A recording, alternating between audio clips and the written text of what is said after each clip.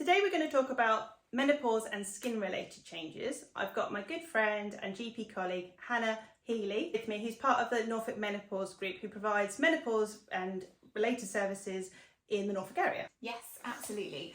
We've known each other for some time, haven't we? Yes. And we did all of our GP training together and have done studying, so it's really nice to be collaborating together on this. So Han, can you tell me what happens to the skin in menopause? So there are estrogen receptors literally all over our body, and importantly so in our skin. And there are estrogen receptors in most of the cells in all layers of our skin. So it's no wonder that during the perimenopause and the menopause that we see changes in the structure and look of our skin. So what are some of the common skin changes that you see in your clinic? Yeah, so women often come to me saying that they have dry and itchy skin at that time. And actually some women complain of something called formication, which is when you get, it's like a sensation of almost spiders crawling under your skin. Other things that we see, and it's to do with the lubrication of your skin changing at that time. So other things that we see are changes in the strength and structure of our skin, and this relates to the collagen in our skin, but also there is a change in the bone changes. And we often think of osteoporosis in terms of our hips and our spine, but also it affects the bone in our jaw and our chin as well. Also, those who've suffered with acne before can often find that they get a resurgence of their acne during the perimenopause. And also rosacea, which is a condition where you get spots and redness predominantly over the nose and also the forehead, and you can get flushing associated with it. And the thing that I think is important is obviously that menopause is a time of life that is associated with changes in terms of confidence and anxiety because of the way that we know that estrogen interacts with our brain. So I think that obviously it affects, skin is like how we present ourselves, and so sometimes having these problematic changes at this time can really affect somebody's confidence as well, or make that confidence issue a little worse. So shall we go over some solutions about how we can tackle these then? Yeah, absolutely. So your first one, you said about dry and irritated skin. So things that you would want to start to avoid would be to avoid things like soap on your skin, especially not great for using it on your face, as that will extra dry out your skin and that impairs your skin barrier function. So the best thing that you want them to do is then have it something like a gentle cleanser. You then want to be making sure that you're moisturising at least twice a day. You might have to do it even more, just to kind of repair that skin barrier function. The other thing that you want to then be doing is protecting your skin every single day, all throughout the year, wearing a really good SPF. And the best thing that you want to be doing is wearing an SPF 50. It's not just about protecting your skin from UV damage. UV rays are all year round, and that's your UVA, and also environmental stuff, pollution and temperature changes can affect the integrity of the skin, so that can make it all dry. So just doing them three basic things will help to mean that your skin will be less dry and healthier.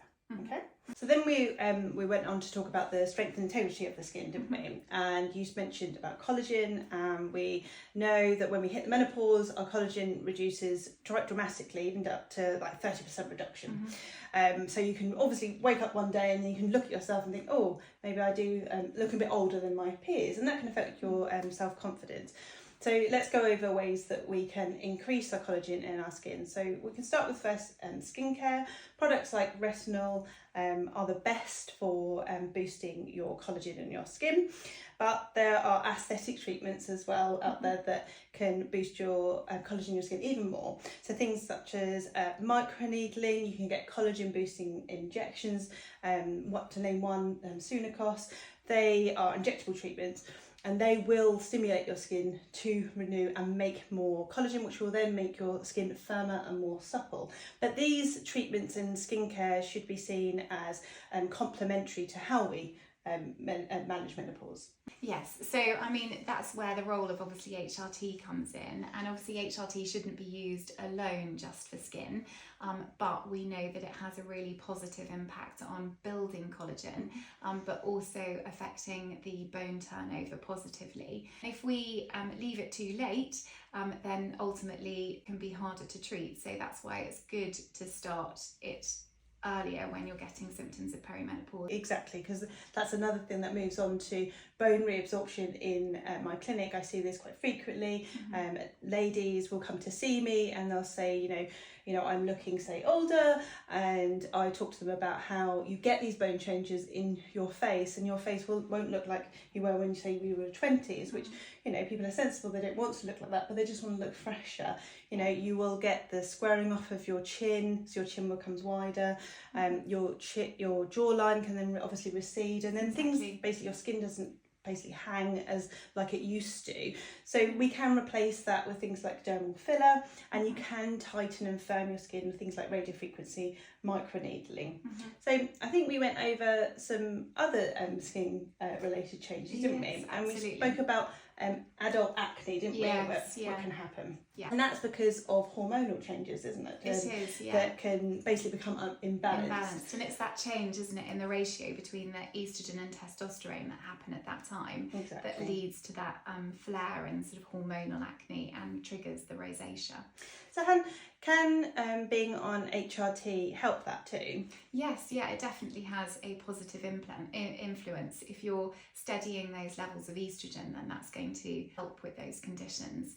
But also, obviously, other things are needed in addition, aren't they? And we see that commonly in general practice, and you also manage your patients in your clinic here with the acne treatment and the rosacea as well. So what can happen is, we spoke before about obviously repairing that barrier function to our skin. If we end up making our skin too dry, that can make oil, and then that obviously can block pores, and that can lead to an acne too. But it is more importantly about, for some women, that hormonal changes, they can get a resurgence, like you said, of acne, and that can be really distressing for people. But again, we can manage that with skincare, some chemical peels, complementary to it. But if you're looking for things, say, at home to do, you know, making sure if you've got this acne, trying products that have things like salicylic acid. But also sometimes you do need to go, say, to either a GP or an aesthetic clinic to get specialist products to control that bacterial load in your acne. But then we did mention about rosacea. Now rosacea is a whole different skin condition. And that can be very troublesome for people when they are suffering from it. So Hannah, you mentioned that it was obviously blemishes on the face and flushing and redness, didn't you? So that, again, it's a neurovascular condition, which, you know, it's uncertain why it's triggered, but again, it's likely just to do with the hormonal change.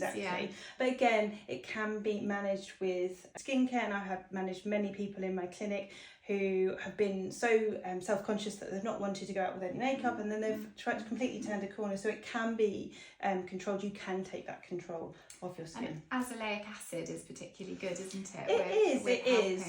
And that's to do with bacterial and fungal changes on the skin related to the acne rosacea. But it's more important to actually control the oil levels on your skin, and also to control the triggers. Common things are like alcohol, exercise. Even though exercise is great for you and great for your bone density, you know, it can trigger you. So it's just important to try and manage those, but also having good skincare, and obviously, you know, seeing specialists to try and take control.